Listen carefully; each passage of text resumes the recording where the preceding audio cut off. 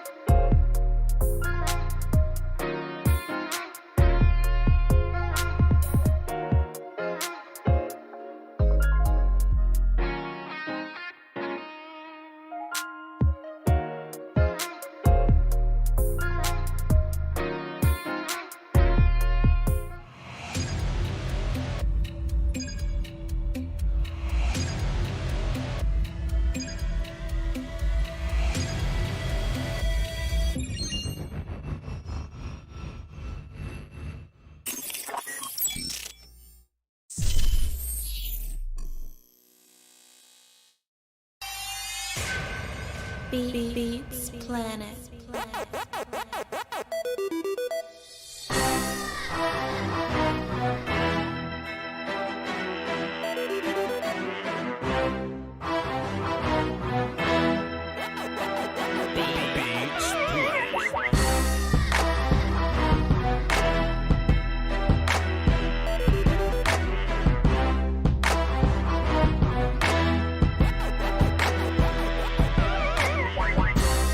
Yo, King Element, L, Shaq the Vikings fan, all these other gentlemen that come in here and they try to get joke of the day.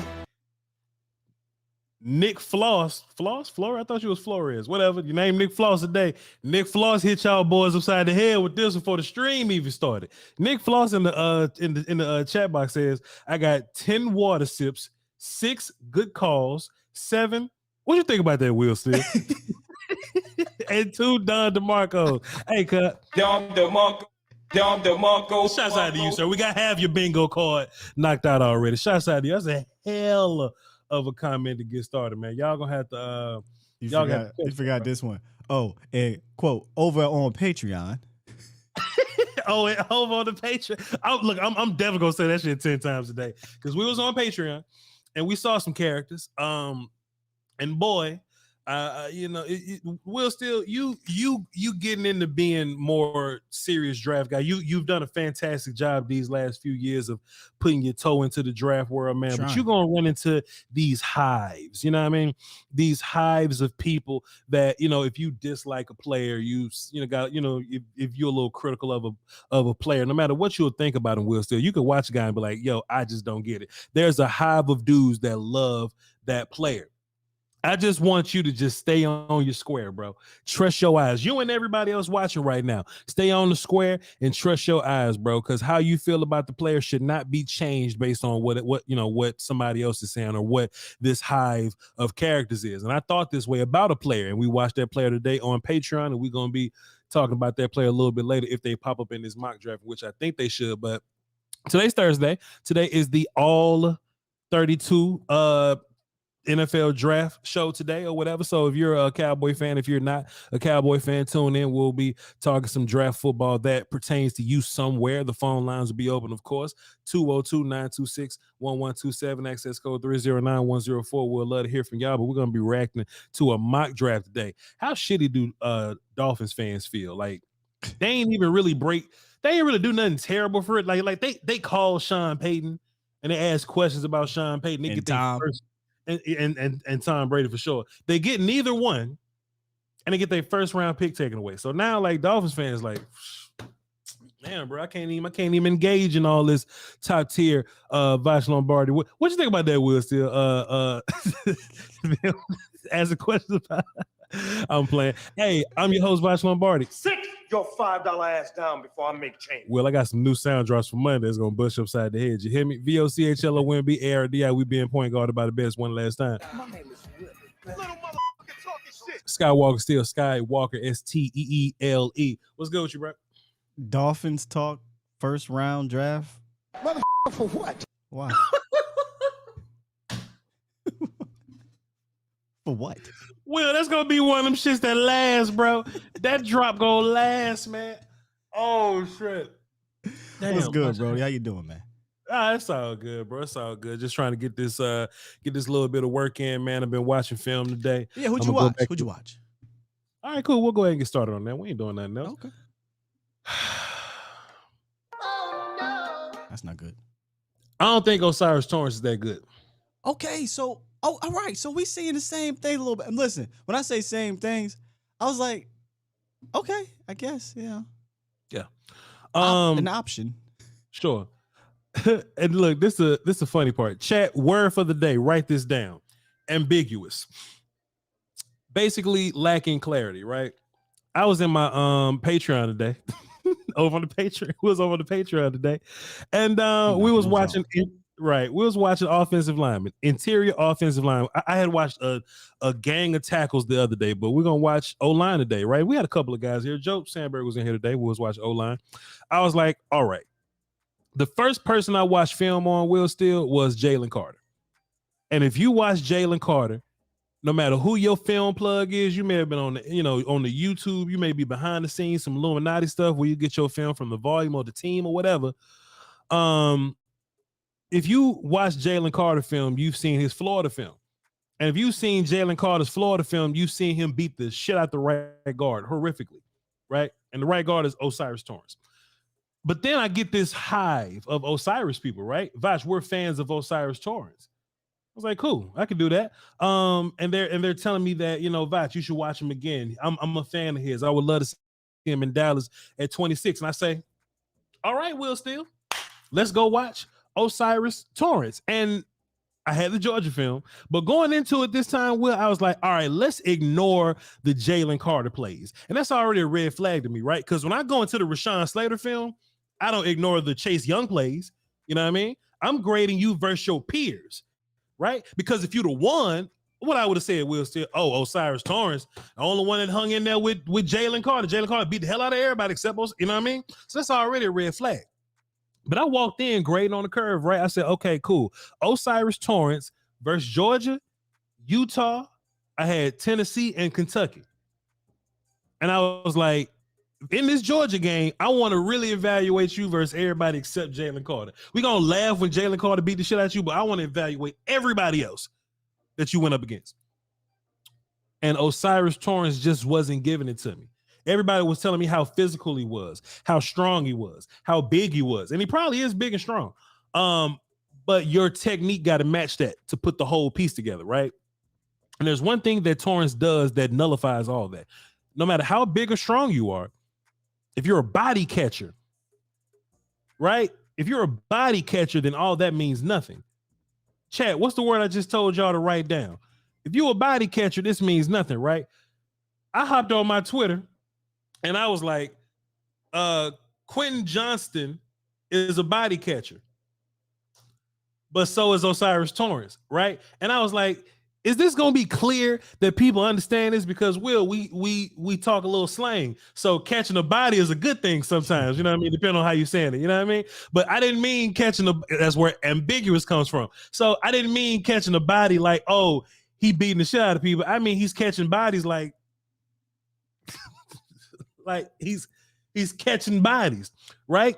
And if you're an offensive lineman, catching bodies is good when people end up on the ground. But catching bodies ain't good when you catching bodies, right? So what happens with him a bunch is people get in his chest or people, control his hands. And there'll be some times when he's pass rushing to where he'll rush and he'll catch someone, but he won't latch on to him. He'll just body catch him, right? And they'll get off his block because he didn't deliver a blow. And that's something that me and my audience have been talking about for a while that I've been trying to get around to him. Pass setting, yeah, you may start going backwards. Like you're not always trying to gain ground pass setting. But if I'm going backwards, at some point I got to bend my knees, drop my butt, position my hips, and strike you and punch you. And at some point, if my hands are inside like they're supposed to, I can latch on to you. Love that song. Sam Smith and them. I latch on to you. Elbows tight, butt down, and I got you. So if you go this way, I got you. You go this way, you know what I mean? I'm playing the steering wheel game now because I've latched on. That's looking kind of swole, man. That's all right. I've latched on to you, right? And I've delivered my blow, slowing you down. If you're going against Osiris Torrence, whether it be a defensive end, a defensive tackle, a blitzing linebacker, we've seen this versus Tennessee, people in the chat that was over on the Patreon, blitzing linebacker, Osiris Torrence is not going to always put hands on you. So I said, well, damn, what's the point of being big and strong if you're not going to be able to push people around and move people around? But I said, but goddamn, Will Steele, they say, oh, but Voch, he's moving people in the run game. He's super physical. I mean, yeah, he may push a couple guys, but he ain't pushing guys consistently enough for me to really look at Osiris and be like, oh, his game is pushing people around. Will, you remember watching Tyler Smith last year? Yes. We had the conversation about his technique. We had the conversation about his hands ending up on people back and shit. We had a conversation about him pulling cloth. But the one thing that we never denied about Tyler Smith is that he's strong and he moved people from point A to point B. We never denied that about Tyler Smith. As I watch Osiris Torrence People are talking about him as a first-round prospect. Oh, Voch, can we get him at 26? If I'm drafting you as an interior player at 26, I need to see you move children from point A to point B beyond their free will. And Osiris don't do that consistently enough for me. Will Steele, what you think about that when you watched Osiris Torrance? I think a lot of what you said, I think can be, use the word, coached up or schemed up or what have you. It very well may be a case where he's a scheme-specific dude. I think if we do a little bit more power stuff, Mike Solari would love to have a guy like that. In fact, he drafted a bunch of big dudes like that. But he may be one of the more talented ones and the ones he got over in Seattle. I think they drafted a cat from Alabama, just overly big, and he just was not that good. I forget his name. But what concerned me when I was watching, when I said, so you're seeing the same things I'm seeing, it wasn't that I don't think this dude has potential. It was just that I didn't like his feet. I question his athleticism. If we're going to run this zone stuff, especially if we get more wide as opposed to inside might be fine because he's in that phone booth. But if we go wide, I was like, he doesn't really seem overly athletic. And in the pass blocking department, he seems to kind of just, I don't want to put the word quit on somebody, but it seems a bit nonchalant, if that makes sense. Lazy, whatever the word is. He doesn't seem like he wants to control you in that department. I guess you could say he got a different gear in the run game, but it's so funny when you were talking about Tyler. I'm like, we never had to question power. We never had to question laziness. None of that stuff. He was going through the whistle. There was times when I was watching a couple of his reps, and I'm like, I mean, does he even care about this rep? The play is going this way, but he don't really care. I'm not all the way out on a dude because I think Solari get his hand on a guy like this, he could coach him up. And some of the things you were saying, I think, can be coached up, or you could put him in a scheme-specific offense, and he could elevate. And of course, all these dudes are not finished products, right? But you're talking about right now what you see. He is looked at as the guard number one for a lot of people. He might have some competition though. I have the TCU kid better than him, Steve Avila. Actually, kid, it's Esteban Avila, and I already knew that Esteban was how Spanish people call themselves Steve, but Steve Avila, TCU, I think he's better. Skoronski, if he plays guard, I'm not a fan of Skoronski as a top 10 player, but if I'm just going Skoronski versus Osiris, I'm going Skoronski.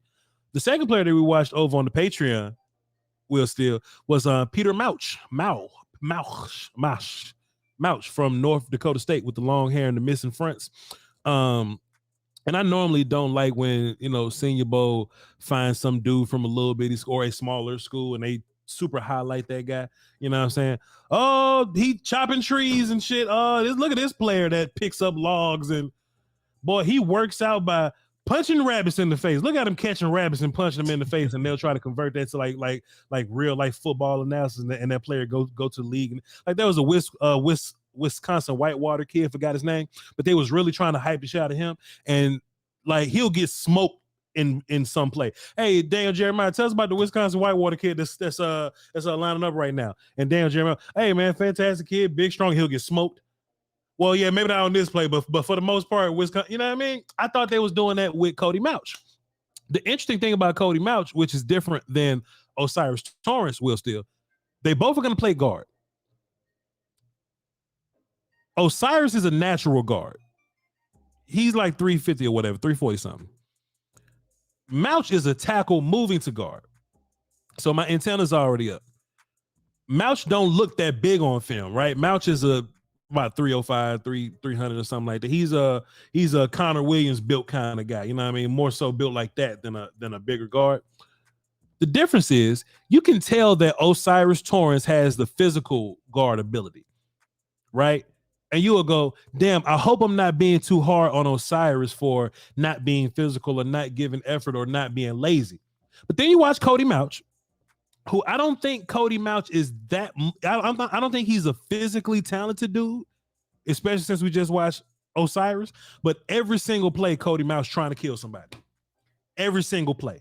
And that's when it really stuck out for me that maybe Osiris is being a little lazy or this body catching thing is a problem, right? Neither one of these guys first round picks for me, just for clarity.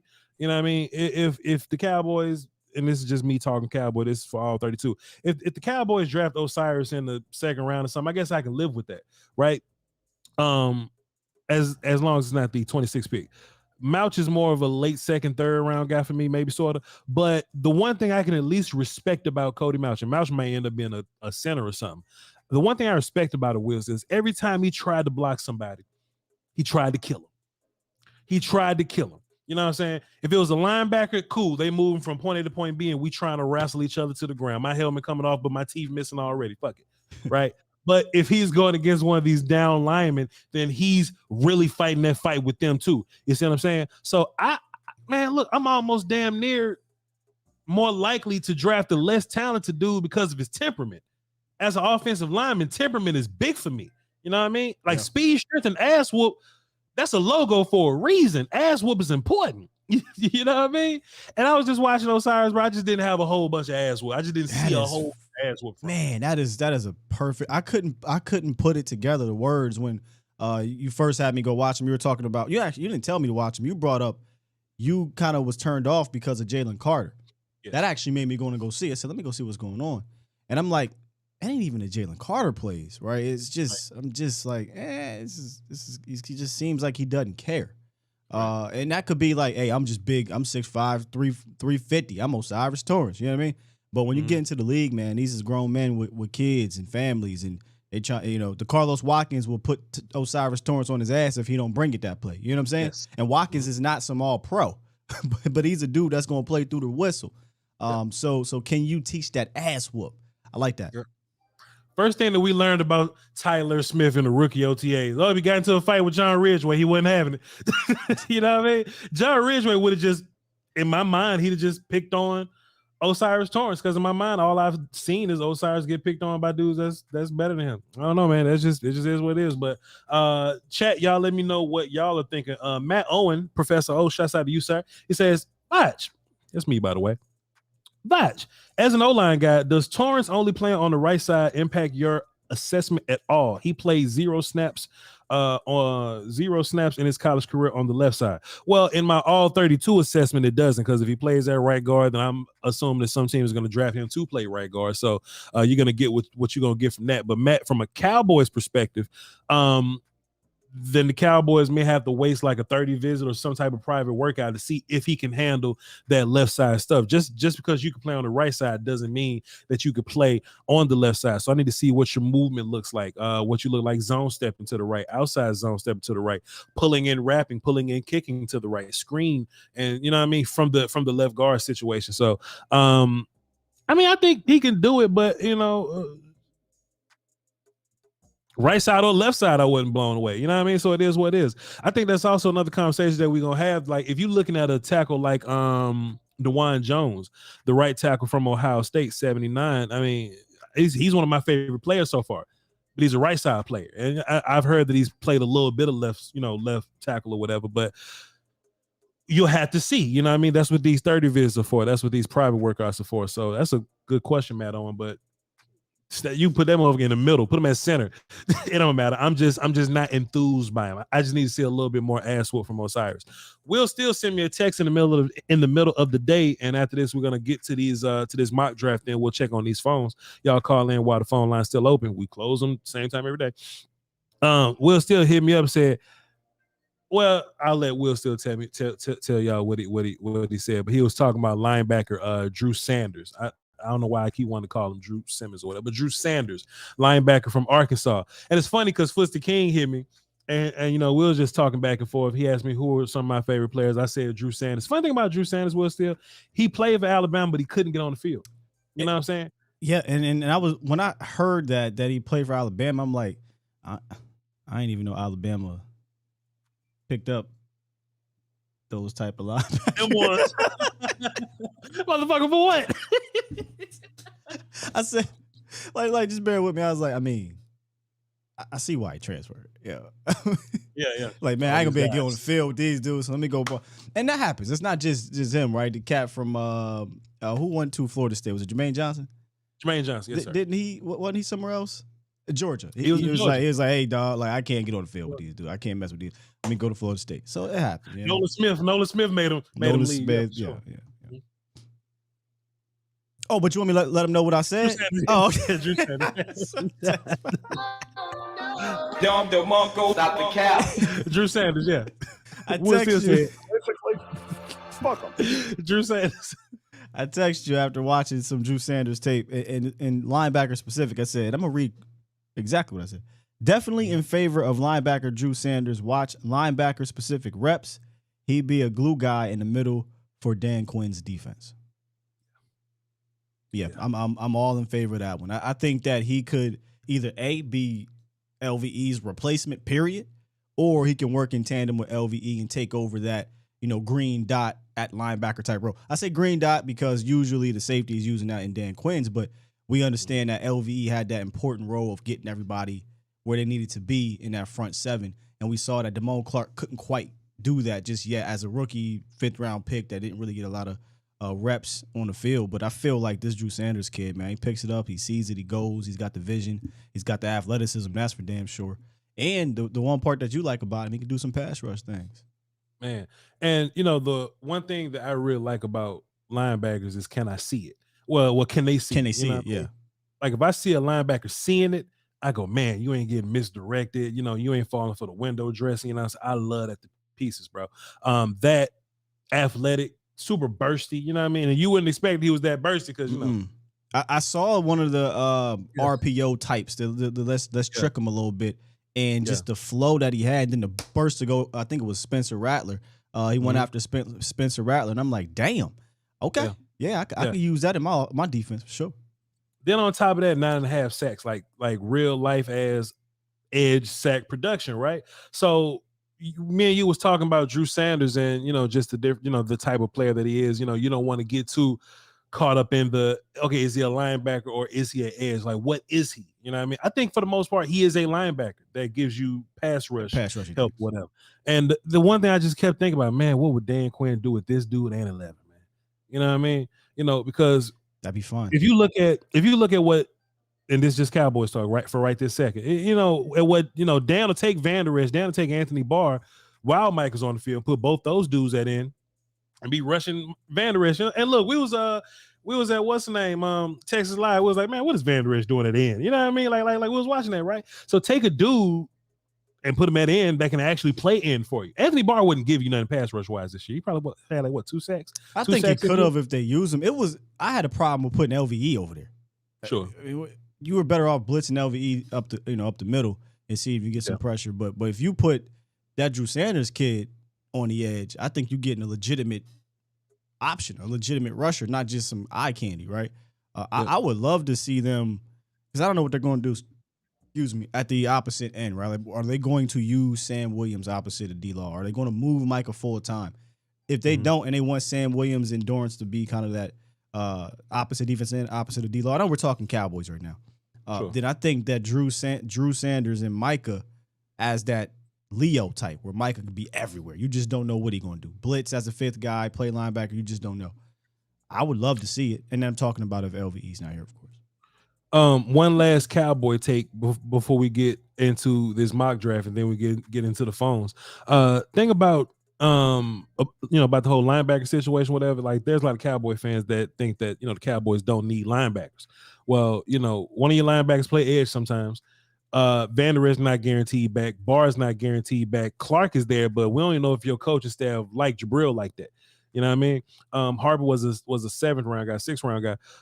So you can have questions at linebacker for real. You know what I mean? So I don't think drafting linebacker high is out of the question necessarily. Sure, we would love to have wide receiver help, O-line help, running back help, and if we feel like that there's a coach on the Cowboy staff that can live without everything being great for him, it would be Dan. But I just don't want to move in this world where I'm just assuming that you don't need linebacker, because you do. Back to all 32 analysis of it, though. The one thing that's interesting in this class altogether, we about to look at this mock draft and really get into that, is the idea that all my favorite players so far have been at the back of the draft, Will Steele. You know what I mean? Some of the guys at the top of the draft I'm just not a fan of, whether it be Skoronski, whether it be one of these quarterbacks that you might be reaching for, running back. We could talk about position value and things of that nature, whatever. Miles Murphy, I just keep saying his name. Like some of the guys at the top of the draft that are unanimous top 15 dudes that are gonna go 15. They're gonna go top 15 because it just kind of is what it is. But the closer you get to the back of the draft, I'm like, man, I like this dude. Where do mocks have him going? 26 through 35. Oh, what about this guy? This guy. All my favorite players have been mocked from 25 to 36. That's good news for me, Cowboys fan, that all the guys that I like are just going in the range that I like them anyway. But I just can only imagine if you're a team at the if you're the Raiders and you staring Miles Murphy on the board and you don't love him, but you love this guard though, but you can't take him this high because you're in the top 10. You know what I mean? Like it's a weird draft for that. There's only one Jalen Carr, there's only one Will Anderson. After that, you just rolling dice in the bathroom. Did you have something else before we get into the mock draft? Nah, we can go ahead and get into it. Let's get into the mock draft then. Sick of this. We're gonna be taking a look at Walter Football's mock today. I got Will Steele on my left in case I need to see where he at so I don't lose him, and I got my mock draft pulled up on the right. We'll just do this in coordination. We'll do it in coordination, Will Steele. Let's see. You ready? You good to go? Yeah, you want to start off with pick number 1, Chicago Bears? Yep, and we'll just kind of go down this thing. We ain't got to go too crazy here. So, first pick on the board is Will Anderson to Chicago Bears. Look, I don't hate the pick, and I think most people will tell you that the consensus will probably be whoever you think the best player on the board at this point, whether it be Will Anderson or Jalen Carter. They'll be the first player off the board. I think it should be Jalen Carter, but I don't hate nobody for saying Will Anderson. Joe Sandberg told me in my Patreon chat, y'all can check out the patreon.com/Voch Lombardi. He said that the Bears are shopping trade up candidates, or they're entertaining the trade up candidates. Now, Will Steele, I'm not always the biggest fan of trading back to get more picks. I just want your thoughts on this, sir. If you have the number 1 pick and Jalen Carter's on the board, what's more important to you, Jalen Carter or the haul? What's the haul? I mean, it's too loaded because what's the team? What's the haul? What's my needs? Sure. What are we talking about? Because the haul could be something crazy. I mean, if Jalen Carter is a generational guy, that's tough to go away from. But I don't know if is that the word we're using with Jalen Carter, a generational guy that's going to change your franchise. He's the best player in this draft, and he's probably going to be one of the best tackles in the league. Okay, think about this: if Jalen Carter ends up like a guy like Quentin Williams, right? Let's just say he's a I'm trading. You know what I'm saying? Is a guy like Quentin Williams or 3 first-round picks to you, or like 2 first-round picks in a couple seconds? Give me the haul. I imagine you talking 3, even 2. I'd probably take the haul. That's no knock on Jalen or Quentin Williams, but if you're talking about, I'm probably staying in the top 5, top 10, and I'm getting an extra 2 first-round picks or something like that all day and tomorrow. Yeah, fair enough. Okay, that's top 5. Or one more thing. What if it takes you down to like 18 or something? What if it's like Washington sitting at 16 or something? Would you leave from the first overall pick to the 16th overall pick for Washington to go draft a quarterback and you get their first round picks for the next 3 years? Whew. I get 3 first round picks, and plus I stay in the first round this year. I know. Man, I have to bring Jalen Carter in for a visit, dog. We're gonna have to talk. We're gonna have to have a conversation. And that's if Chicago was looking at Jalen Carter, but I mean, that's so much you can work with. And I've watched teams like San Fran, Miami, and Philly use all those first-round picks to go get impact players and trade back up. And that's a lot, Raj. And if you're telling me it's just going to be Quentin Williams, and again, no offense to Quentin, man, I don't know if I could turn that down, brother. I think the farthest I would go, because Texans are in the quarterback market. Let's just go down a little bit, and we'll just keep this this conversation going. The Texans go CJ Stroud. Hey, don't hate it if that's your favorite quarterback. That's first quarterback off the board for you. Don't mind it at all. 3, I don't see a world where Bijan Robinson go third overall. Let's see. James Conner is a pedestrian as. Well, that ain't true. It's a pedestrian as a running back. And Kyler Murray could have benefited from a big upgrade in the backfield. I don't think Kyler Murray could have benefited from a big upgrade in the backfield. I don't even think James Conner was horrific for you. Bijan is going to be another running back. Okay, cool. I'm not with it. I'm not with it. Shouts out to Bijan, but bro, 3rd overall, not with it. Not with it. Zeke went 4th. Not with it. I just think there's just so much evidence nowadays that would counter taking running back at 3rd especially when fucking Jalen Carter's on the board. You know what I'm saying? Like if you Arizona, yeah, I mean you could use the running back, but you could use the defense also, right? Like if you're trying to help Kyler Murray, get him a stud on defense and get a ball back to him. Bijan at 3 some nonsense. Go ahead. The way this shit sounded. Nobody even want to coach that man, Kyler Murray. Right now. They might have to take Bryce Young. The motherfuckers finna call Cliff Kingsbury back like, hey man, hey. So they about to tap Kyler Murray on it. Hey dog, your knee still hurt, right? Go ahead, have a seat for a couple more years. You like Indianapolis? You want to go to Indy? You like that? You like Houston? You know what I mean? Send that boy to Houston. Now, Will Steele, how about this, sir? If you Arizona, do you package Kyler Murray up to move up in the draft? And that ain't gonna happen. All right, cool. We talked about that the other day. Remember, we were like, man, they would have to make a decision. They'd have to say, we're just gonna sacrifice all that dead money and just move on. Yeah. I think that'll be a fantastic idea though. If you're not a fan of Kyler, you trying to get away from Kyler, take the best quarterback on the board at 3rd overall, get some more picks from the Kyler Murray trade. Sound fun to me, but that's mad match. Come on. New coaching staff might not be for Kyler Murray. If they can find one. What if they move on from him and call all the coaches back? Like, hey man, he gone, man. Come on, man. Bro, this is not normal. We're approaching the combine and they don't have a coach. Yeah. This is weird. Strange shit. Indianapolis goes with Bryce Young. Hey, if that's the best quarterback on the board that's left for y'all and y'all like Bryce Young, Indianapolis goes Bryce Young. Cool. Seattle Seahawks ended up with Jalen Carter, and this is a non-trade mock draft, so cool. The best player in the draft falls to 5th.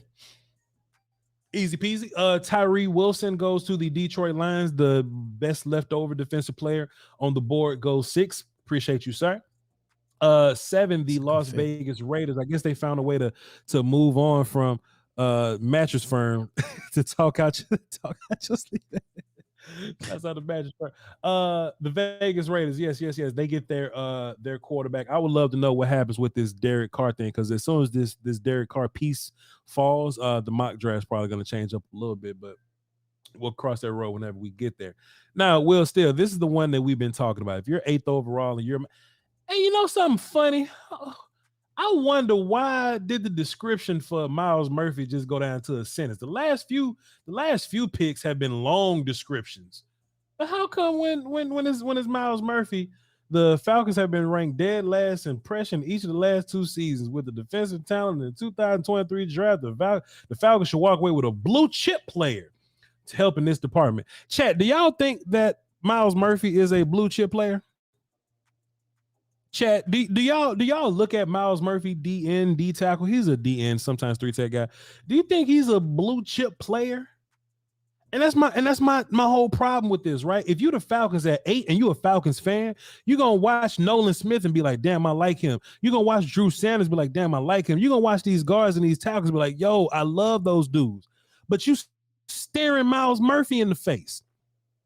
Nothing against Myles Murphy, bro, but I'm not. If I'm a Falcons fan and I'm picking at 8, I don't feel good walking away with Myles Murphy. I'm trying to trade out of that pick, but I don't think anybody will trade up because your other quarterbacks have left already. So, well, fuck, Will Levis on the board. So yes, boy, look, if you're a Falcons, you better hope somebody trade up to go get Will Levis. And at the 9th pick, you have Will Levis from the Carolina Panthers. There you go. The Panthers need a franchise quarterback. I'm sure they'll attempt to move up for Bryce Young or CJ Stroud, but if they can't, they'll settle for the 3rd or 4th option in this draft. Will Levis has a big arm and can be chosen in the top 10.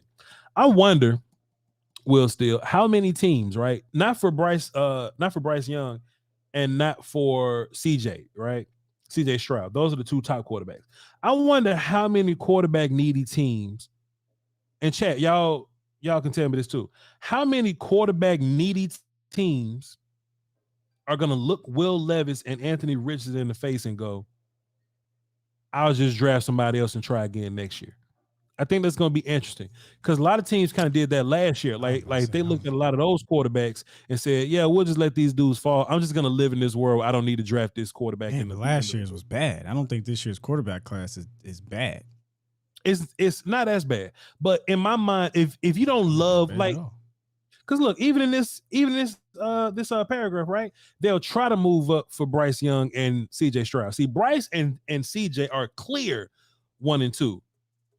I don't think Will Levis and Anthony Richardson is in that tier with them, where teams are just automatically comfortable with those guys, right? So if you Carolina, they got the kid from Ole Miss last year, Corral. If you Carolina, do you look at Will Levis and go, man, I don't love you. You're a quarterback here, but I would much rather just take BPA and just roll with Corral and just try again next year. I wonder how many of these rebuilding teams are going to look at Will and Richardson in the face and just totally not do it. Just move on from from drafting Levis or Richardson. It'll be interesting. If they love him, I don't think you question it. But if you don't love him, you're not taking a guy in the top 10. But I just think these guys are much better than the class last year. Like, you could legitimately say, I'm not taking a quarterback in the first 2.5 rounds last year. You can't do that. Will Levis ain't falling in round 3. Like, that ain't happening. Sure. So if I'm the Panthers and I want a Q, I'm just going to take him. Or I'm going to be like, thank you if I'm Washington, because they need quarterbacks, and these guys are there's like 5 of these guys. And the same thing happened a couple years ago. Trey Lance, to me, wasn't a top 10 quarterback, but we understand the quarterback position. Yeah. Or top 10. I agree. Somebody going to take him, though. I agree, though. Somebody will take him. This isn't, guys are going to fall to the 4th round type of deal. But I just wonder if they love, let's see, if Carolina loves their pick at wide receiver, right? Like, would they rather go best wide receiver and just go, all right, I'm just gonna get my young quarterback to throw to this dude that goes with DJ Moore now? You know what I'm saying? Or will they go for this quarterback that they may not even feel good about? I don't know. Answer your question. I don't think you go with somebody you don't feel good about. I don't think you do. There you go. Isaiah Foskey, defensive end. This is kind of interesting. I haven't seen his name this high, but he goes 10 to the Eagles. Notre Dame. Foskey. Foskey's a good looking player, but hang tight. We'll talk about Foskey soon. Peter Skoronski at 11, offensive tackle / guard. Tennessee Titans take him at 11. Hey, they want to try to rebuild that offensive line from the ground up. They want to put him at guard this year, move him to tackle later. Or they just put him at, guard forever. Do you think it is what it is? Quentin Johnston, you just drafted quarterback. Yes, you just drafted CJ Stroud, and you draft wide receiver Quentin Johnson from TCU to go along with him. Cool. Now, Paris Johnson is a player that I like a whole bunch. And to be fair, I like Paris a little more than Quentin and Skoronski and Foskey and Levis and Murphy and Richardson. Maybe Tyree Wilson. I don't know. But Paris Johnson falling to 13. That's interesting. So if there's any Jets fans in the chat right now, y'all out on Becton, because I know it was Becton, then it was like some other dude that I ain't never heard of that took his spot, and Becton was hurt or something like that, and they was like, hey, I don't know what's gonna happen when Becton drafted another kid. Didn't they draft 2 tackles, Becton, and then a couple years later the kid Vera something. Vera Tucker. Yeah. I think he's playing guard for them right now. Okay. Vera Tucker playing guard for them. But hey, he's another dude that can play tackle for you at some point. So I don't know if the Jets will continue to add to O-line, but I mean, how much of a disappointment can be? I think Becton just got hurt. That's the thing. I wonder if because this is a new coach too, right? If he's out on his injury status. Yeah, okay. We'll see. Moving on. Jackson Smith and Jigba ends up to 14 to the New England Patriots. Mac Jones gets a wide receiver to throw to. First time in his life. Tyler Steen. Now, somebody asked me about Tyler Steen earlier, and this is my first time seeing him in the first round of many of these mocks. And look, man, to be fair, teams suck at drafting, bro. So I'm not gonna say what will and will not happen. I haven't seen Tyler Steen yet. I'll watch him soon if he's gonna be 15th overall in this mock. I would love to be, well versed, with my tackles and my offensive line prospects or whatever. So we'll cross that road whenever we get there. But Tyler Steen being the 3rd offensive tackle off the board, that's interesting. Go ahead, Will. I was just sitting here. Joey, the Porter kid didn't go yet in this mock, did he? So, Will, that's something that's interesting, right? So Brian Branch, cornerback, Alabama, right? He ends up going 16th overall. I talked about this the other day, and I do think this might happen. I do think the cornerback group is going to be the heaviest group in the first round, Will. It's the but first I think corner. It's 16. Exactly. And I think what may end up happening is teams are going to look at corner and go, hey, it's so many good corners in the first and second and third that maybe I'll wait on corner and get another corner later. And with that might make cornerbacks fall. So if you Dallas at 26, I mean, hell, the best corner on the board might be the best player for you. So we'll have to cross that board whenever we get there. You ready to move to 17, Will, still? Yep. Oh, yeah, I know you gotta. Yeah, you gotta go. Yeah, you gotta go to. Let me know when you're ready. Let me lock these phones. There we go. We good. All right, cool. The conference has been locked. We lock the phones same time every day. Don't say I never did nothing for you. And there's Joey Porter. There's Joey. Right there. Joey Porter Jr. Comes off the board at 17. I think he might go a little higher than this, man. If I'm Pittsburgh. Yeah. Yeah, 100%, man. You there's a lot of people that have him as their first corner. So to get your first corner at 17, and Will Steele, just listen to the tone of our voices right now. We go Joey Porter Jr. and go, Joey Porter Jr. Listen to my voice when I talk about Myles Murphy. Listen to my voice when I'm talking about the two quarterbacks at 3 and 4.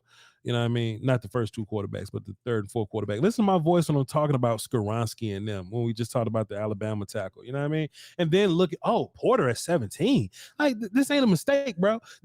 This ain't a mistake, man. It is what it is, though. Moving on. Detroit, they double up on defense. They got 2 first round. Yeah, they got 2 first round. Christian Gonzalez, cornerback from Rams Oregon. trade. I heard good things about him. We'll see. We'll see what happens there. But Detroit, they get to double up on defense. They go pass rush and they go cornerback, and that's a thing that I think Detroit's going to do anyway. Because if you feel anything about that team or whatever, that they're good on offense. So of course they bolster up the defense with their 2 first round picks. It makes sense to me. Devon Witherspoon, Illinois, heard of him. And look, here goes the run on the corners. And there's and this happens every year, Will. Still, that runs happen to where we're gonna wait. We kind of playing chicken almost, right? Then we see somebody, we go, all right, cool, my bad, here we go, bro. Yeah. I was bullshit. I was just waiting around. Let's just take this corner. By the time you get the 20th overall, you're gonna go, all right, cool. 4 corners have gone before me. Let me go ahead and get my guy if he's there. You know, that's how runs happen. We have another Tuli Tuipulotu. Haven't seen him. But it's interesting. He's another D lineman that's going way ahead of people that I like, but I haven't watched him. So the Seahawks get Carter and Tuipulotu in this mock in their first round, trying to beef up the Jalen Carter and Tuipulotu. So they get a D tackle and a D end. Is that what they needed? I'm not adverse on what they need, but that's just interesting, right? Yeah. They're trying to if in this case they will be trying to revamp the front. Yeah, double up on the D-line. LA Chargers go Mozzie Smith. Haven't watched him, but I heard good things about him. Shouts out to him. But I haven't seen many D tackles go this early. So, I understand that funny enough, Brian Bresee hasn't showed up in his draft yet. I see a lot of people that look at Brian Bresee as a top 15 type of character. I haven't seen him at all yet, and that could possibly be a thing because Brian Bresee has like a whole medical thing. Like they're gonna have to double check his ACL and shit like that. So hey, it's possible that Brian Bresee could fall, but interesting. Keyshawn Boutte, in which I feel like he could be the best wide receiver in this class if his boss man Boutte, if his character holds up. But if you can get his character in line, then the Baltimore Ravens have added a fantastic receiver for whoever the hell going to be playing quarterback for them next year, because apparently it's not going to be Lamar Jackson. Hey, Will Steele, man, what's going on with Lamar Jackson still, man? I don't know what the hell Baltimore is doing, man. I truly don't. But this will be a fantastic addition. They need a guy like him. They keep playing with these kind of, I don't want to call them one-trick ponies, but these trait-specific dudes. I finally got a chance to come around on Boutte, and I see what you mean by the whole dog type of situation, right? Like he definitely kind of got that little Dez type of situation in his play style. I want to know what he runs, because LSU I don't think did him any justice to kind of let his athleticism spread. Quarterback play wasn't that great. Really didn't see he had to do a lot of yak stuff, and I didn't get a chance to see that gear kick. I want to see what he runs. Sure. Sure. I love comments like this. John Fee in the chat says, Voch, I'm an LSU fan, and I'm telling you, Butte ain't good. But I got the film too. I got the film too. You know what I mean? When we talked about him, I see what when you said the Pickens, and then you brought him up. Yeah. I like Pickens better from a overall standpoint, but I see where you're going with it. I see where you're going with it. He is a polarizing play, and the whole Pickens like comparison, right? Like not like player to player, but this is a situation where if you're gonna watch him, you're gonna have to watch all his film. You know what I'm saying? You just can't watch 2022 and be like, oh, this is the player. You know what I mean? You gotta be like, okay, well, this is what the SEC championship game was like. Okay, so he wasn't cool with the coaches here. Oh, he was cool with the coaches here, and they was getting them involved. Oh, look at him here. You know what I mean? And there's some people that's calling him like a day 3 guy. I think that's a bit nonsense to call him a day 3 guy. He clearly has talent. How talented do you think he is? That's for everybody to decide. But it's all gonna come down to coachability and his off the field stuff. So funny thing, Cowboys related, I think he'd fit from a just from a play standpoint. He makes sense in a West Coast style offense. Yeah. John Fee says he's got an off the field attitude. Sure. But can he play? Because George Pickens got that shit too, cut. Cam Smith, and look, we're gonna say this a bunch, right? These 6 corners that could go in the first round, 6 to 7 corners that could go in the first round, everybody got a different dude that they like the most. That makes it, and that makes for it to be a very interesting cornerback class. Some people say that Cam Smith, cornerback from South Carolina, and just imagine the dudes that come out of South Carolina the past couple of years. But I ain't gonna call him DBU or nothing like that. But some people have looked at Cam and says, "Oh, Cam Smith is my favorite corner." So I think we're gonna get a lot of polarization, push and pull on the cornerback spot on who's the best corner or top 3 corner. Everybody's gonna have a different top 3 this year. And another corner goes, because this is how runs happen. Jacksonville Jaguars go Max Melvin, cornerback from Rutgers. Now I haven't watched cornerbacks because they make me sick, and DBs in general. I just hate watching film on them, but we will get to them at some point. I hate DBs, Will, still. I promise you, bro. I'm not a fan. I know. That's why Foots is my DB guy. Yo, Will, still remember me and you went we went to the gun range and pulled the handgun out, gave you the Glock. I was like, shoot the Glock, and Glock is my favorite handgun, Will, still. You want to know why Glock is my favorite handgun? Why? Because it ain't got a safety. 25th overall. You hate safety. 25th overall, Zay Flowers, which is madness. Going for Addison here. Zay Flowers. So hold on. Johnston went. Butte. Did Smith and Jigba get? Yes. drafted? Yep. Smith and Jigba got drafted. Okay, Smith and Jigba. Okay, Butte. All right, Zay Flowers comes off the board to the Giants. This is madness. The Giants don't have much at wide receiver, especially after trading Kadarius Toney. Daniel Jones needs more help, especially when Daniel Jones going to get that contract, my boy. Zay Flowers is a small receiver, he is, but he can go the distance whenever he touches the ball. I love Zay Flowers, man, but the Cowboys don't like short players, so I don't think that's going to be an option for us. But Zay Flowers, who comes off the board before Jordan Addison, and this looks like a mock draft that the Cowboys put together. But if the Cowboys are looking for wide receiver help, Jordan Addison is a fantastic player to get at 26. I do think wide receivers are going to fall in general, because like I said, like there's no Jamar Chase guy in this class. But if you can get Jordan Addison at 26, and a lot of people think that Addison would be the best receiver in this class. Some people say that. But if you can get Addison at 26, sign me up. At this point, Jordan Addison would be the best player left on the board. So you can ask, yo, Voch, Addison or Nolan Smith. I'll probably go Addison. Voch, Addison or Drew Sanders. I would go Addison. Addison or pick an offensive tackle. At this point in the draft, I'm definitely going Addison. So it works out. Do I think this shit's gonna happen? No, but it's interesting. Addison considered one of the usually 15, 16 true first round dudes. Yeah, some people have him as their best wide receiver. Right. So you're getting, and this could be similar to what Jerry did last year. Look, we had Tyler Smith. Yep. He was in the top 16, right? So Addison could be another situation where you're like, hey man, he's in our top 15 or whatever. It's so funny, bro. No matter who we draft, the Cowboys always had a first round pick on them, and they was always the best player, and they was always the last first round pick on the board, and we got them. They was right on that one though. They was right. Yeah, they was right. Yeah, shouts out to him. Yeah, Broderick Jones is available in this mock for sure. A lot of my favorite offensive tackles haven't gone yet. Tackles look like they're about to fall out the first round. Run on receivers right now, pass catchers.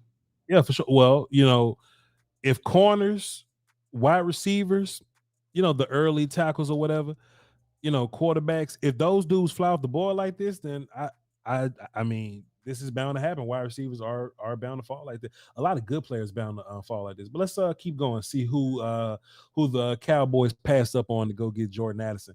Jalen Hyatt, in which some people are saying should be a Cowboy target. Big speed guy, and Jalen Hyatt's a guy who probably won't. And listen, man, people ain't gonna look at Jalen Hyatt as a first round guy, but he gonna run his 40. And when he runs his 40, man, draft shit happens. Draft shit happens every single year, man. Fam, this is a fantastic fit, though.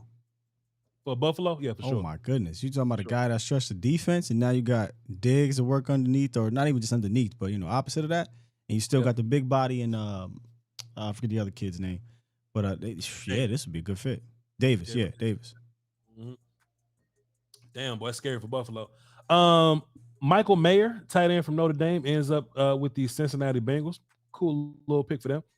And my guy, the Bengals always get them type of tight ends. Yeah, for sure.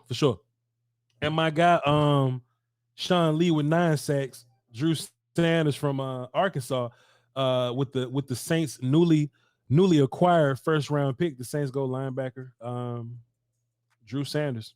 So cool. There you go with that. Jalen Duncan, offensive tackle. Haven't seen very much of him.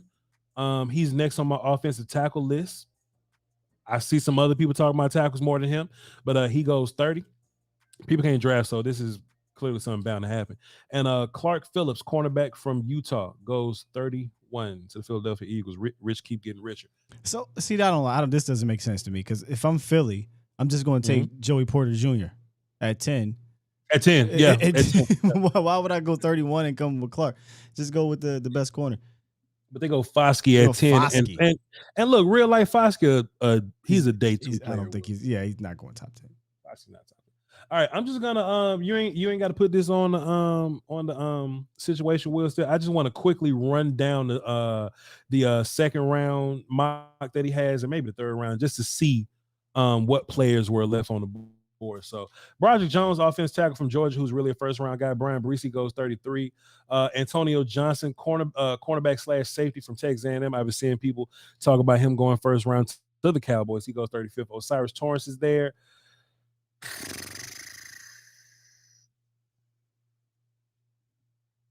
All right, that's all my possibly could go to 26, guys. We ran out of dudes quick. All right, moving on. Darnell Wright fell to 30. Fell to 60. That's crazy. All right, I'm getting out of here. Let's go check on some phones. Hear from y'all. That was a fun little exercise. Walter Football been dropping weird little mocks their whole life. So here's what it is. Let's get the phones in here. See what y'all talking about. And after that, we'll wrap up the show. Joe Sandberg was mad and cussing yesterday, so let's see what happens. See what happens today. What's up, Joe? Oh no, not again. Oh, Joe. Joe about to cuss me out again. Joe, take me on mute, Joe. Don't do this again, Joe. Joe, it sounds like it's just a you thing, brother. Oh no, Joe. Come on, go on one time, Joe. Oh, no. Damn. Play it, Will, still. Oh, you want me to hit Joe with it? Hit Joe with the... Snake,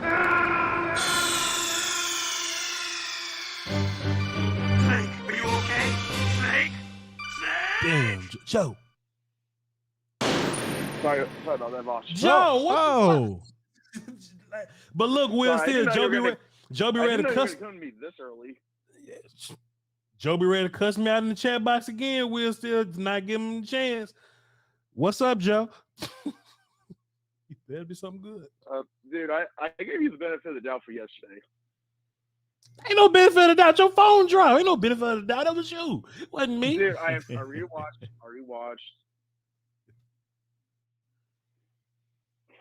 All right, cool. Go ahead, Joe. What you got for the show? So, one question. So, why would the Bears interested in trading out of the top 4 for what? Yeah.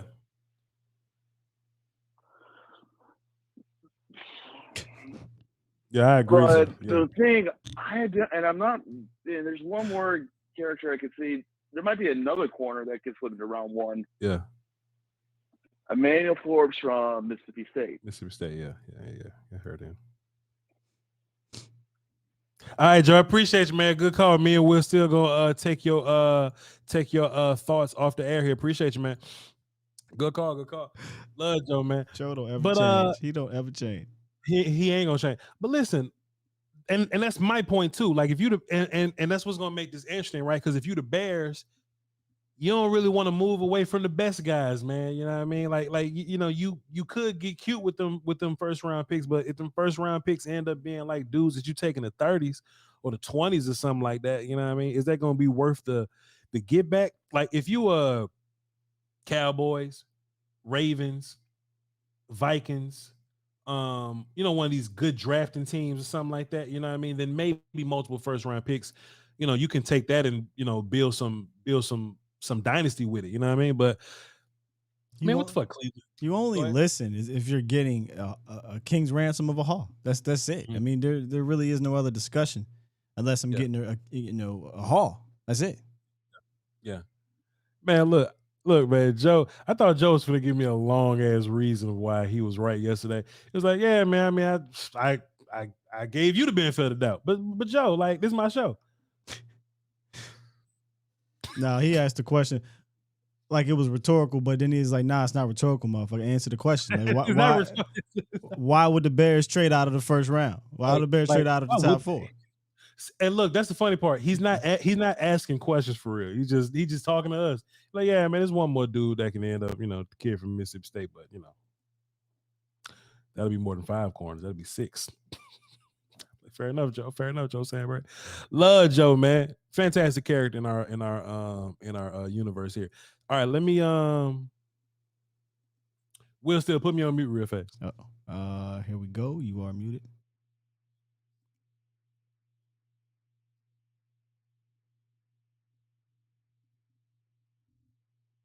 Oh. All right, let's see.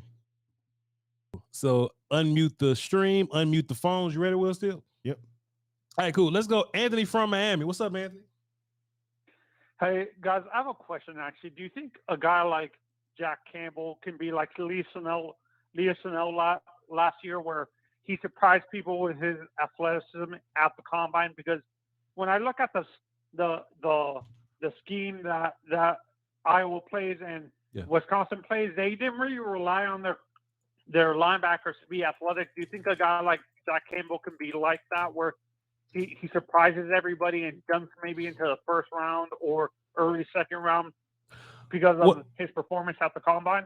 Well, man, it gets kind of weird with these off-the-ball linebackers sometimes. And if you're going to be an off-the-ball linebacker, like, they're going to really need to see something that pushes you up the board, which is why when we talk about Drew Sanders, somebody's going to look at his sack numbers and go, oh, okay, well, if he's doing this and he can't give me pass rush, but he just plays off-ball linebacker, then cool. But these other dudes that are just off-ball linebackers, you know what I mean, they're going to have to, provide pass rush. So I think any linebacker that can give you pass rush, I think they'll be fine. But if not, they'll just probably be an athletic linebacker that goes in the second round.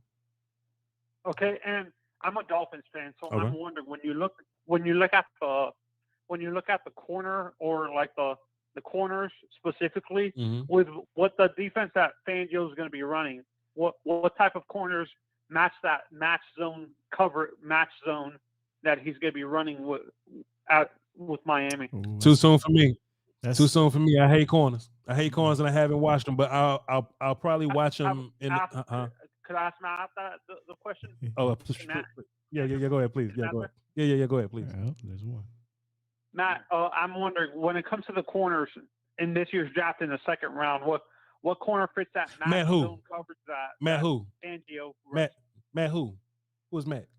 Oh, Steele. Oh, okay, Matt Steele. Okay, cool. Go ahead. Ask a question. Go ahead. Oh, so no, I was saying that's a fair and fantastic question because the Vic Fangio scheme is puts a lot of stress on the secondary. So you're going to need, I think intelligent corners.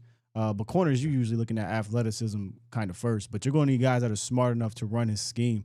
So I would look there first. Who got a high IQ, and then let's see if that athleticism can follow. Will Steele loves Fangio. I do. He been trying to get him here for years, and Cowboys just keep dropping the ball. So it is. No, don't do that. Don't do that. Because we got Dan Quinn. We cool. Fair enough. That's all you got, Anthony? Oh yeah, and what lineman can you guys be surprised at? You know how I forgot Liam Eichenberg. People thought he wasn't really that athletic, but when he performed at the combine, he was like top 3, top 4 in the combine when it came to all the stats. Mm-hmm. But because of the scheme that Notre Dame ran, it didn't really show off what he could do. Is there a interior lineman or a tackle that you guys can see surprising everybody? That's just draft though. That's just draft. These college coaches never use players the right way, in my personal opinion.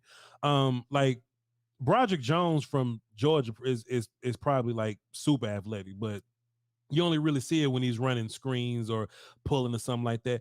And like not just to like athleticism or whatever, like Broderick, like, and look, not even just him, right? But these linemen are like powerful sometimes, but we don't always see the play calling that'll let them do that. So we don't see a whole bunch of power stuff to let the offensive line push people off. We see a bunch of lead somebody upfield. We see some get on the hat and hold your ground. We see wall guys off. We rarely see plays where, we could just see some dude lock up with somebody and drive. Functional strength, basically. Sure. Almost. Sure, you know what I mean? So yeah. You just gotta watch the whole process. You gotta watch these bowl games, you gotta watch combine, you gotta keep up with the game film and just put it all together. Appreciate you, Anthony. Good call, man. Thank you. Have a good day. Yes, sir. So me and Will Steele put y'all on mute. This first time we're gonna ever let y'all in on it. Last time Anthony called, he like kept cutting me off. And like I just kept playing around. I just kept talking just to make him cut me off. And I put Platinum, his Platinum name is Anthony from Miami, keeps cutting me off. I just want to see how many times he cut me off. He only cut me off one time. So good job, Anthony. Appreciate you, man. He called me when he said Matt, I thought he was talking about Professor O, like Matt Owen. That's what I thought. Yeah.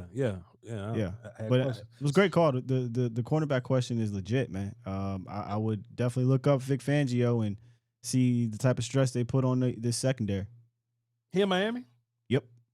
They got Fangio. What a great hire by the way. They got Fangio and Mike. Damn. They got the two schemes I've given the Cowboys the most problems. Because you wanted. The two coaches you wanted, dog. Damn. Yeah, that's because cold, it's man. the two schemes that get Cowboys the most problems the last couple years. That is madness, bro. All right, we're gonna get Matt on the phone in case anybody else got a question for him. But right now we got DJ. What's up, DJ? Hey, what's going on, guys? How y'all doing? What's good, man? You. Hey, so looking at this draft, I think last year had a lot of a similar vibe, but it's like if you're a top 5 dude, then you're a top 5 dude, and it may be my homerism coming out, but it's like if you're not a top 5, maybe top 10ish guy, then I think we got a shot at you. There's nobody that I'm like, oh well, he's not a top 10 guy, but he'll be gone by 15. That I've seen so far, which is a little bit different this year. And overall, like I think you're coming around on my Kyler Murray Cardinals theory from last week. I think the longer that they don't have a coach, the longer that becomes a possibility. I just think that the Cardinals are in a very, very weird situation where if it comes down to, okay, we need to get rid of a quarterback to get a coach, which I don't know. I haven't heard anything. It's just the vibe that I'm getting. It's a lot of the similar vibe like Baltimore right now with Lamar Jackson. It just feels like 100% Lamar Jackson's not going to be there next year. And the longer that they go without a coach, and the closer we get to the combine and to the draft, and they still don't have one, the more and more I think Kyler Murray getting packaged up and the Cardinals getting some kind of haul for him is more and more of a possibility. That's interesting. I think, I don't know, man. Like what happens if no coach? I'm not saying like boycott or nothing like that, but what if they boycotted Kyler Murray? Like, do you just? That's crazy. Like, you know what I mean? Like, what if nobody? I'm just not working with that dude. First of all, call Voch, because I will go up there, sign a long contract, get fired, and y'all just gonna have to pay me for like 6 years. Look, I will deal with Kyler Murray for 365 days. Just pay me for 6 years. That's easy money, please. They'll find one Voch. Somebody would be like, F it, I'll deal with the headache just to get this on my resume. But they don't want to just find anybody, I imagine, right? You want somebody that want to be here. They're gonna find one. And Will, real quick, if you could have Vic Fangio, but he said Kyler got to go, what you doing? Well, I want Vic Fangio as my defensive coordinator. I want him as my head coach. I'm not picking a defensive coordinator over quarterback. Vic Fangio, let's say he is the defensive coordinator, but he's like, hey, that guy's got to go. He's messing up my locker room. My defense can't function the way it needs to with that guy in here. I'm like, what the hell is wrong with you if you can't control the defensive side of the ball? Let me hire my offensive guy on the other side of the ball. You just worried about defense, sir. Let me bring Mike McDaniels over here. Let me bring Sean Payton, somebody over here to deal with him. Don't meet your idols. Appreciate you, DJ. Good call, man. Yes, sir. Oh man. I think the better example would be Sean Payton. If Sean Payton came and said, I don't want him, do the Cardinals say, you know what I mean? Gotta go, my boy. You gotta go. We gotta do something. And if you're another team, right? Let's say they gonna have to eat that dead money, bro, because no team is gonna look at Kyle and be like, yeah, I'll take him with the money. You know what I mean? Like, the agent had to eat that money, bro. That's madness. That's crazy. Is he that bad though? Of a quarter? No, he's not a bad quarterback at all. It's the headache. It's the headache aspect. I'm talking. No, he's a very talented quarterback. But I'm saying, is he that bad that the talent can't transcend the nonsense? Because look, Aaron Rodgers wasn't no walk in the park to deal with. But if you Aaron Rodgers, I mean, shit, you just got to deal with him up. You know what I mean? Yeah, but A-Rod is going to go down as one of the most talented quarterbacks to ever play this game. Got to be a GOAT. So like it's, for instance, Jimmy, Cowboys, right? We're doing the Cowboy stuff. Yeah, they'll put up with a lot of stuff if you talented. That's what Jimmy did. But if you can't overcome that headache, then no. You know what I mean? Let's get Chris on the phone. See what you're talking about. What up, Chris? Voch, Matt, how we doing? What's up, dog? What you got for the show? Hey, two questions. Yeah. So, Hendon Hooker from Tennessee. Yeah. Do you think he's a top 50 player in the draft? Because, I mean, like, you know, just from what I've seen from him, and, I mean, when you look at his production in college, I mean, 27 touchdowns, 2 interceptions, 70% completion percentage on 9.5 yards per attempt. That's really impressive. Do you think he's a top 50 player in the draft? And if somebody took him in the first round, would you look at it as a bad pick? I don't think he's a top 50 player in this draft. No. I think he's a good. I think he's a good college football player. And you know, every year we get those dudes. You know what I mean? That are good college football players that aren't going to be top name, like first round type of guys or whatever. You know what I mean? You know, he was very productive in college or whatever. But can he be good? I mean, shit. Bailey Zappi's played games in this league. Tim Tebow's played games in this league. Brock Purdy's played games in this league. So. You know, I'm not saying what he can and can't do, but is he a top 50 pick? And will somebody take him in the first round? No, because you take those picks based on traits. Okay, gotcha. And so at 26, you know, obviously Tyler can play left tackle and left guard. So if these three guys were on the board, rank these three guys: Broderick Jones, DeJuan Jones, and Anton Harrison. For Voch or what the Cowboys will think? Both. The Cowboys probably go traits. They probably favor traits, so they'll go Broderick, Anton, DeJuan, maybe. Voch personally, I might go DeJuan, and Tom Broderick. But I like all of them though. And honestly, I think they're all first round tackles in my personal opinion. But you know how that go.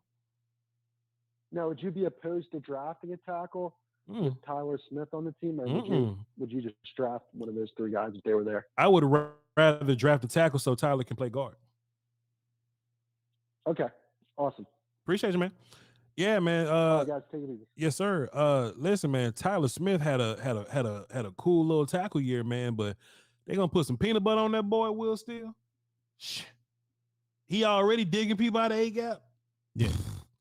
Come on, man. I can't wait to see what that look like, bro. Give me a tackle and then we'll just, mind our business. The good thing about Tyler at tackle is that Tyler at guard is Tyler becomes help guy for your center and your left tackle. So if you got a young left tackle, cool. His closest help guy is Tyler Smith. If Tyler Biadasz is your center, we already know Tyler Biadasz loves Tyler Smith as help guy. So shit. Come on, man. We talk a lot about help guy over there on the Patreon. So come on, that says on the Patreon. We break down film as a whole. Patreon.com/Voch Lombardi. Links in the description. Come see me. Fosap mate, what's up? Who this? What's up, Voch? What's going on, man? Ed from Atlanta. Ed from Atlanta. This a new phone? Yeah, man. Actually, yeah, this is a new phone. Well, goddamn, what's good with you, man? What's poppin', man? Yo, so I just want to know, do you think the Cowboys can steal Broderick Jones at 26? Can we steal them from who? Yep, from the league.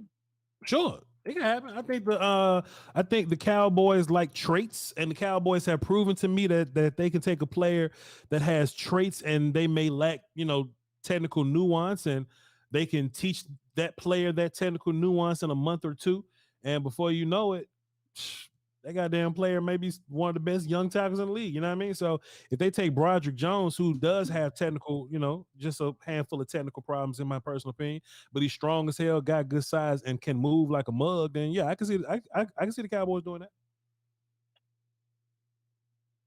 Gotcha. And I know you haven't watched DBs yet, but when you do, I'm gonna just throw Chris Smith at you because I'm a Georgia fan. Okay, stand. But other than that, I wanted to question some draft philosophy here. So, I've been calling in for God knows how long, probably like over 6 years of how long you've been doing this show, really. Yep. So I've kind of evolved in the I've become less of a draft guy and more of an all-encompassing free agency and draft combined. What's your philosophy on the draft? I really see it as now the successful teams try not to walk into the draft with any holes, and then the draft is icing on the cake. That's it. That's it. You know what I mean? You should build your team as if draft don't exist. And but you should build your team as if draft is all you got. That makes sense? That makes sense, huh? What is that? That makes sense? Build your team as if draft don't exist, and what's the second part? Build your team through free agency as if draft doesn't exist, right, but draft as if free agency doesn't exist. Right? I like that way to put it that way, yeah. So like if I'm going into it, right, like I'm going, damn boy, I need a guard. I'm just going to draft a guard in the first round. No, I want to like sign a guard that can play guard for me. You know what I'm saying? Just in case the best cornerback is on the board, I'm not pigeonholed in a drafting guard or something. You see what I'm saying? And then I start, window dressing the board and all that, but I don't want to be so to a point to where, all right, we're just going to rely on drafting, because the Cowboys draft really well and the Cowboys have a good base team, right? Think about the Rams. When the Rams star players, and look, this way won a Super Bowl for them, so shouts out to them. But when their star players got hurt or they went down or they started losing or whatever, like they didn't have a base team to just keep winning. You know what I'm saying? But on the bottom of that coin is the Cowboys have this dope ass base team, but when you get to the playoffs, you need dudes. You know what I'm saying? So you need dudes for the top part of your roster, right? For the top of your roster, you need as many dudes as you can, but you draft to get as many dudes. You only get a couple picks to try to get dudes, but you still need that depth. You still need kicking team dudes. You still need like rotational guys. You know what I mean? Like you need as many draft bodies as you can to go along with your dudes. That makes sense? Sign dudes in free agency. Period. Sure. Yes. Yes. Von Miller would have helped you.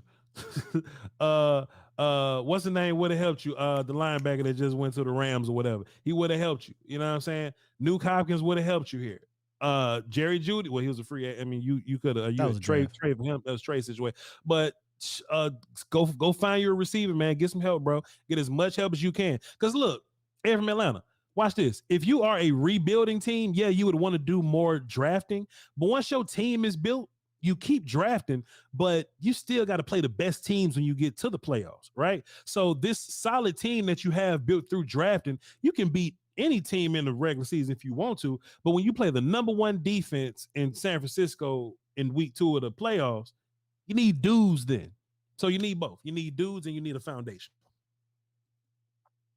By the time you get to the playoffs, your number 1 or number 2 or number 3 pick could have tore his ACL already, and then you just be shit out of luck.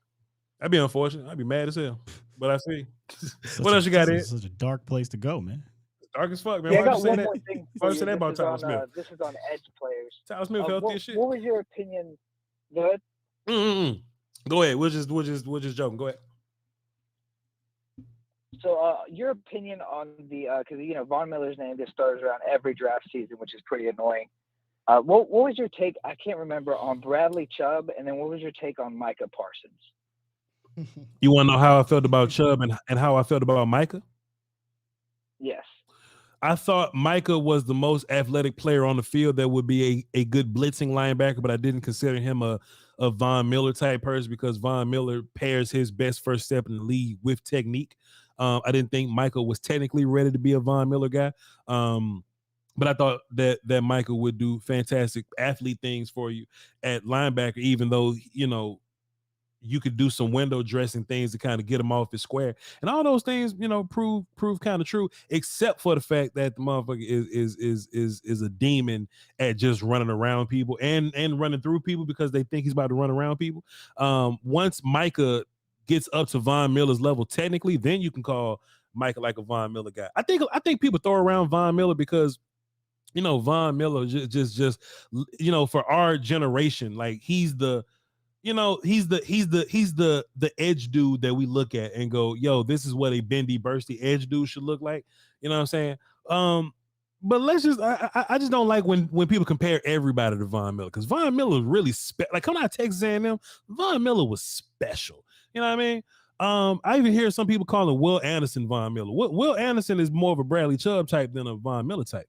But to your Bradley Chubb comment, I didn't think that Bradley Chubb was a Von Miller guy. I thought Bradley Chubb was more of a technician, hand worky, power rushy, run gamey type, beat you DN type dude. If that makes none of that makes sense, but that's how Voch talks. So if you like a new viewer, Voch talk like that sometimes. Ed know what I'm talking about.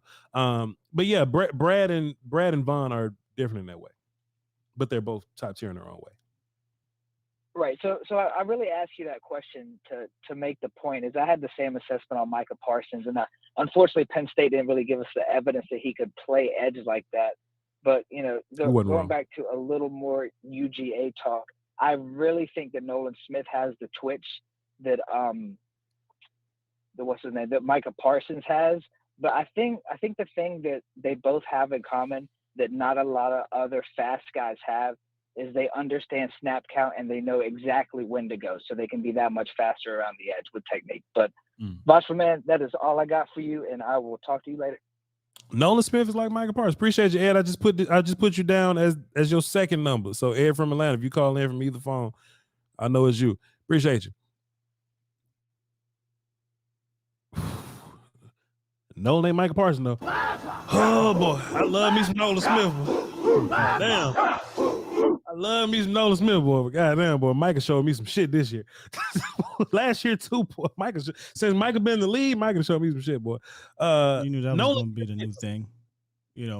Who's the next Micah Parsons? Yeah. They do it every year. Look, it took us 50 years to get a Micah Parsons or to get a Pat Mahomes or something like that. Every year we're gonna get who's the new? We can't do that. Can't do that, man. Can't do it. Supers, let's read them. Let's see what they're talking about, man. Let's see what these super chat talking about.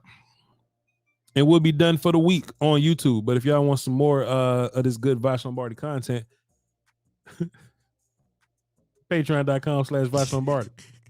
That's where we watch the film as a whole. Then we do non-football content on twitch.tv/Voch Lombardi. We're gonna do a comedy day tomorrow where we just watch some of my favorite comedy stuff. Some Chappelle show in there, some stand-up stuff, some old Eddie Murphy that'll get him canceled nowadays. It should be fun. Which is crazy. You shouldn't get canceled and stand up. Yeah. But you know how they go. Patrice O'Neal, we be watching some of him too. You know how it go. Let's see. On the volume side, let me hit a refresh. What's today? The 9th? Why does it look like that? I don't know. Did you super chat on a different show? Okay, whatever. Toxic 4 and 8 check. Toxic 4 and 8 check down. That's a 4 and 8 check That's down. Shaq Edwards, bro. He changed his name. He threw me off this morning, man. He changed his name because Kirk Cousins checked down on 4th and 8, which is goofy as hell. What up, Shaq? Thugnificent Granddad diss might be top 5 of all time. How we get here? You just mad because your ass is old. Appreciate you.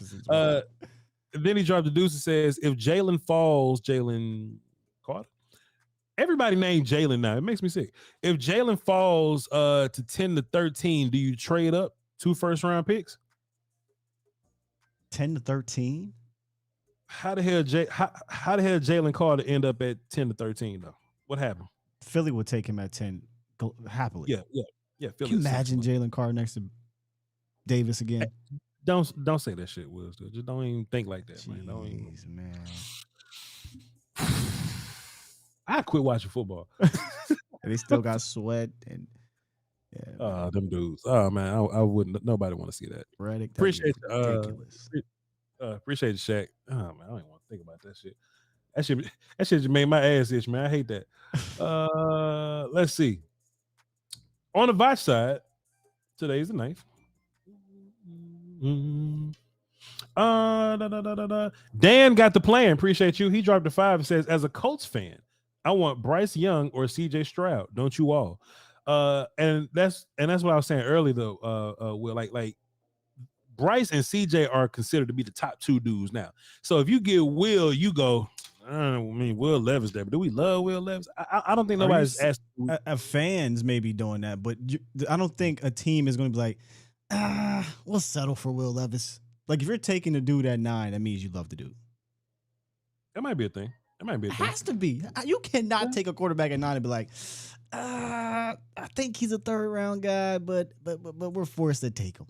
But fire that general manager.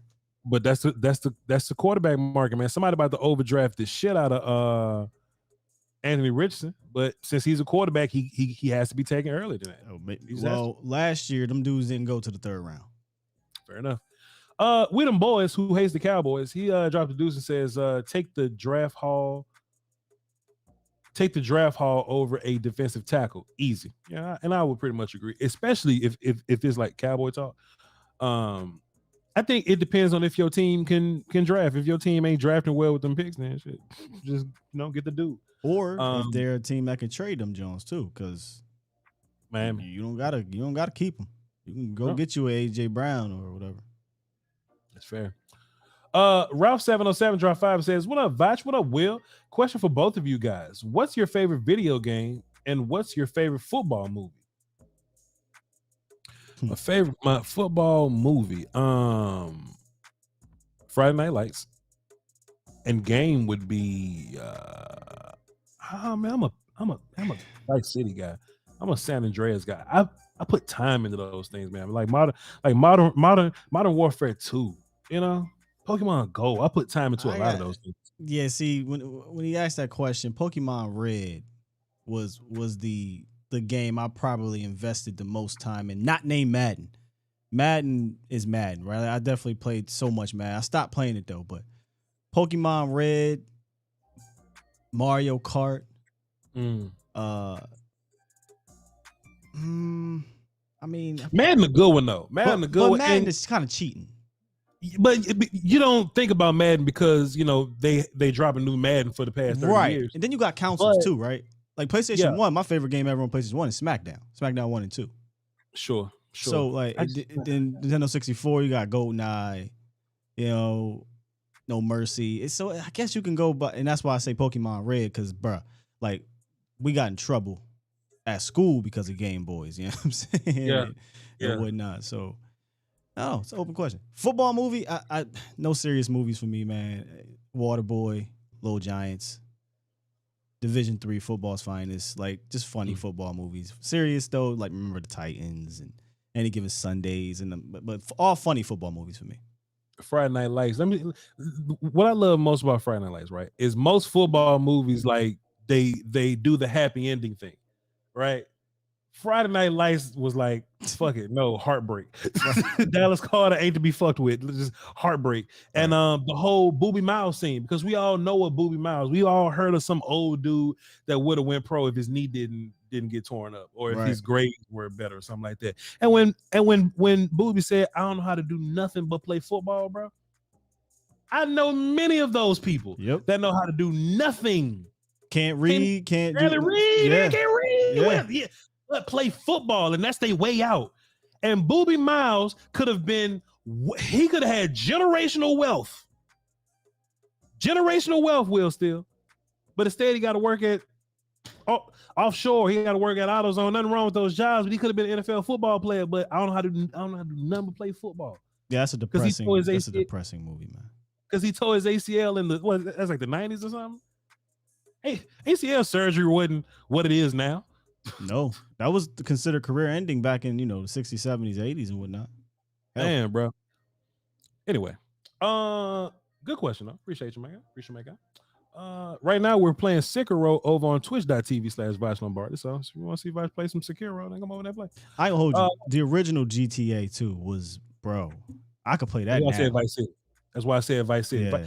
Vice City was the first one that I put many of hours in.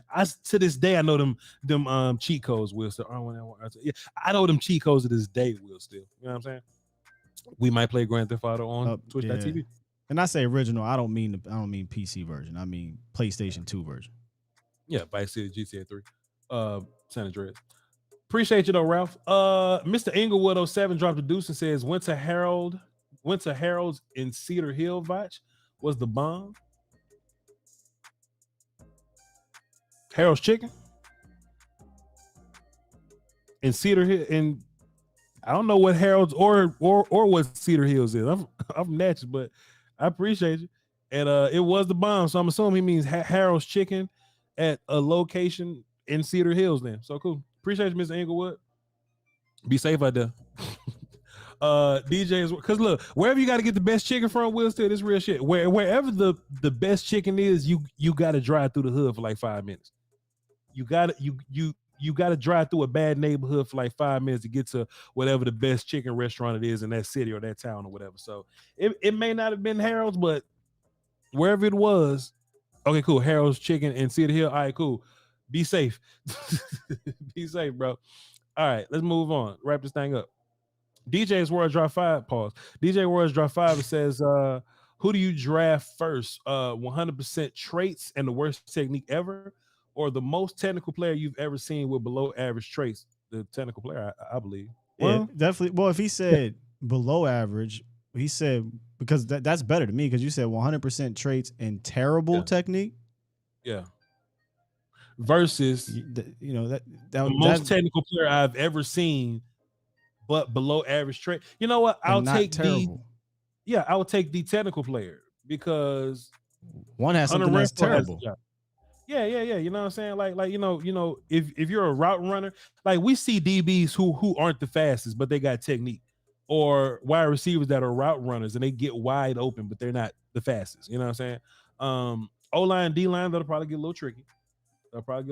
But quarterback, if you got the nuances down, then you win. I guess it does depend position-wise. Yeah.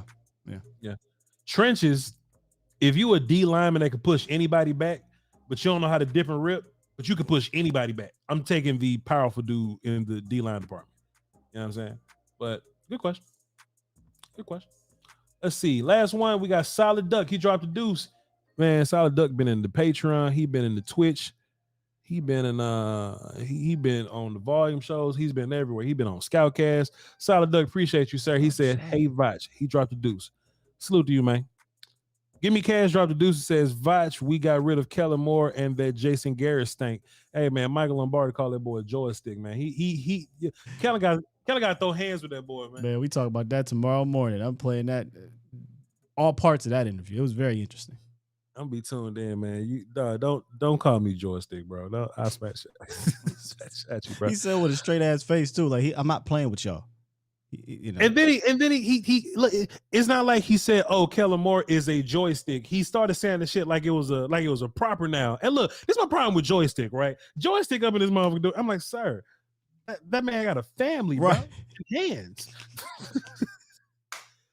Appreciate y'all for tuning in, man. Fantastic show. Love y'all to pieces, man. Y'all came through Monday through Thursday like always. And we just blessed